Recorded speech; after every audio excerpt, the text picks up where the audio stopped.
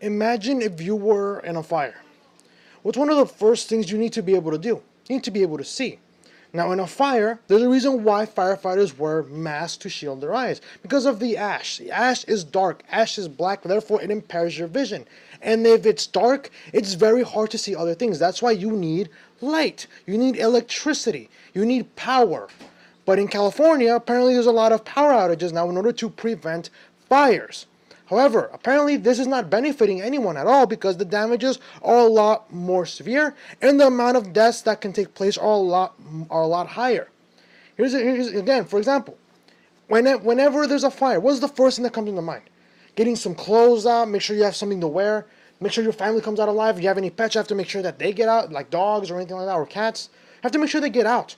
But how can you do that if you don't have anywhere that you can see? There's no light for you to go to, right? Except for fires.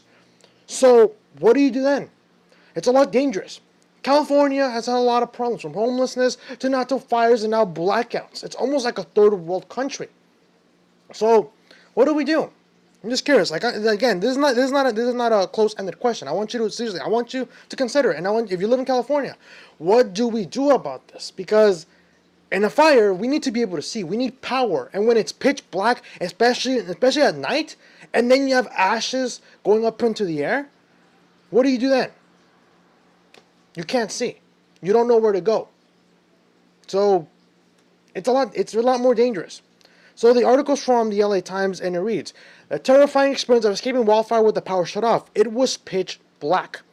Mary and Charles Lindsay went to sleep to the glow of the tick fire, but they had seen wildfires before. There's two-story home in the Santa Clarita foothills seemed safe enough.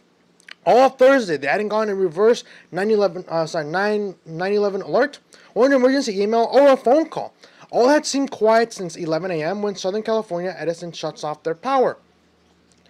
And I think I can see the problem there. When you have no power, you don't have electricity to charge your phone. You might not even have electricity to power your computers, check your emails, right? And when your phones run out of battery, you're pretty much in the dark.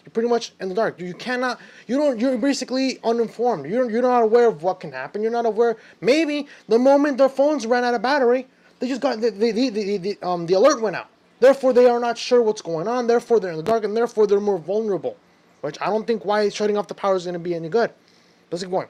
It wasn't until 2:30 a.m. Friday that something, maybe the whir of helicopters or perhaps the providence of God, woke Mary up. She saw the unusual light creeping through the bedroom curtains. That's not right, she thought, grabbing a flashlight.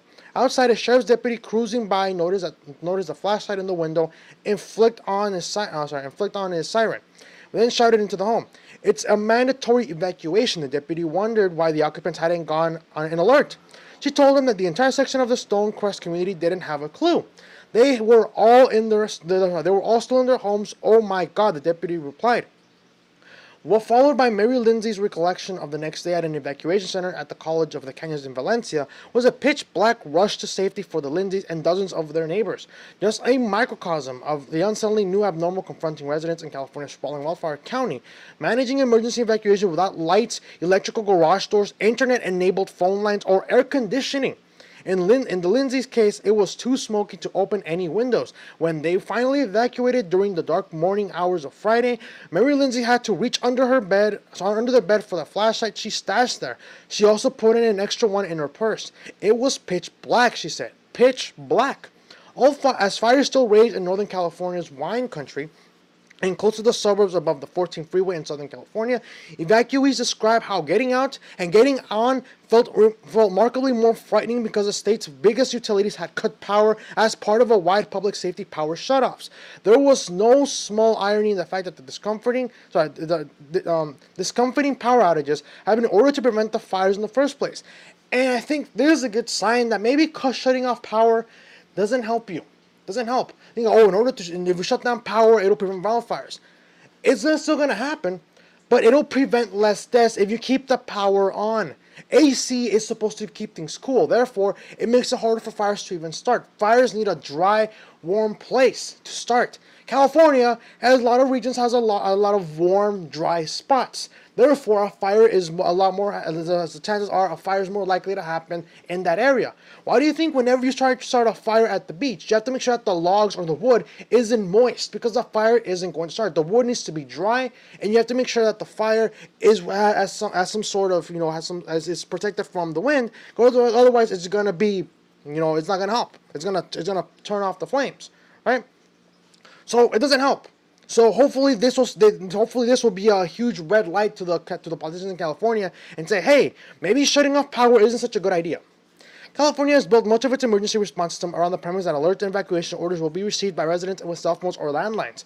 But landline technology has changed, and telecommunications companies are increasingly relying on internet technology, which is subject to power outages to serve households with voice calls. Utilities say they are working to address such challenges. A spokesman for Southern California Edison said a critical care customer program offers advance warning to people who need further assistance in the event of an outage, but it's unclear whether most customers in need of such service are aware that the program is available or whether the warning time is enough. Bill Harrington, Edison's Senior Vice President of Transmission and Distribution, said that the utilities tries to give customers 24 to 48 hours advance notice of outages. That gives customers time to make preparations. If they're going to be out of communication, to identify other sources of communication, he said, we're doing this for public safety, keeping in mind the trade-off. Well, if you know what the trade-off is, then it's not a safety thing. These people have a hard time getting out because they can't see. They have a hard time finding the people they care about, like their siblings or their loved ones, because they can't see. So what do we do then? Just let it happen? I doubt it. And here's the thing too. Safety and security over freedom is not a thing that you might want to consider.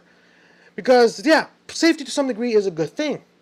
But when you start getting your power shut off for no reason, then that's a huge alarming thing. You're allowing your own personal preferences to use electricity at your own will, right? Because again, obviously you still have to pay for it.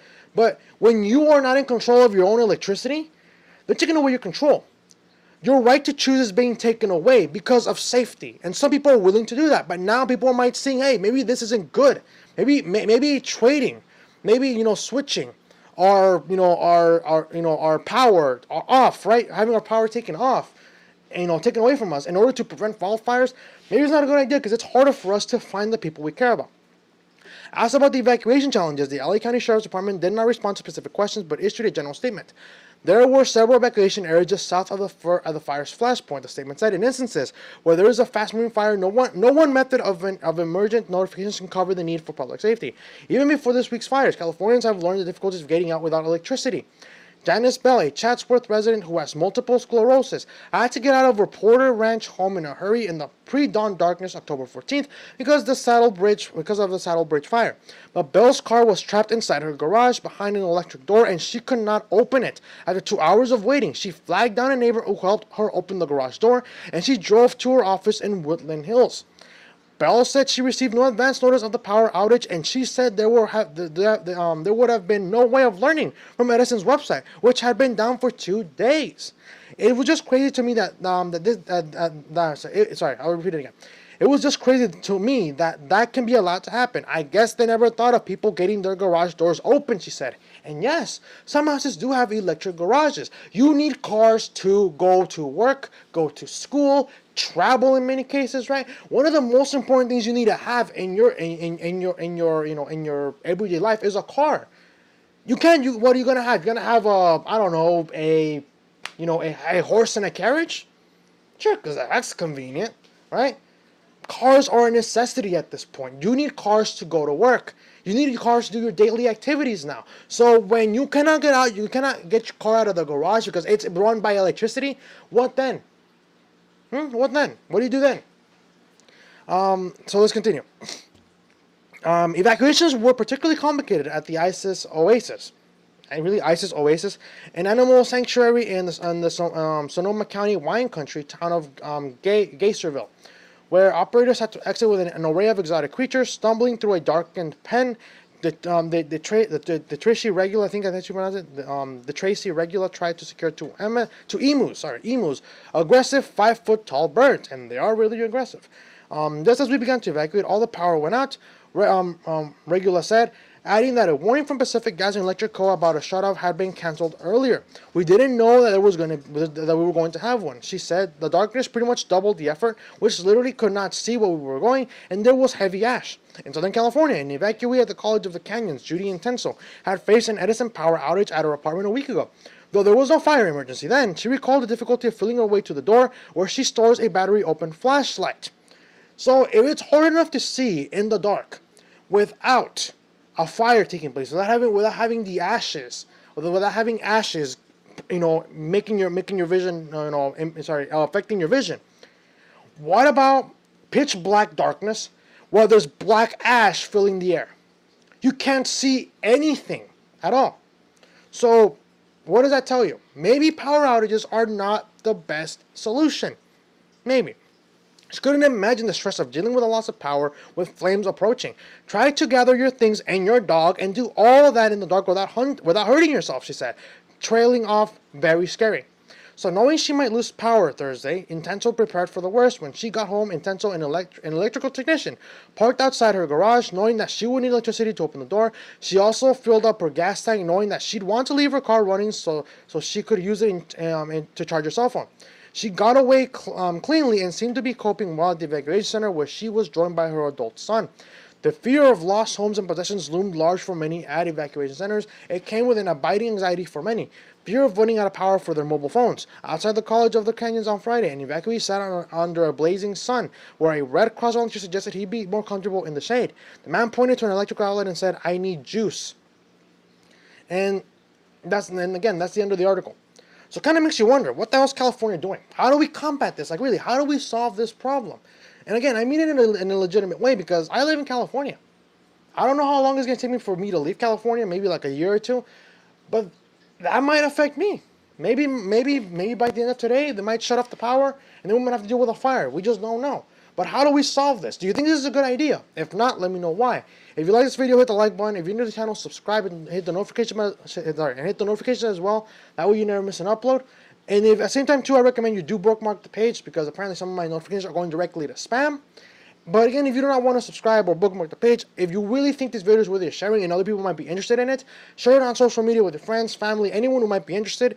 And hopefully you guys can stick around for the last segment of the video. This is nothing political whatsoever. At least somewhat, it might involve some political stuff when it comes to the media. But again, hopefully you guys will like that one as regards to the Joker and the box office record it has just shattered. Hopefully you'll be able to stick around for that. And if you cannot, hopefully you'll see that at a later time. If you can stick around, I'll see you guys in a little bit.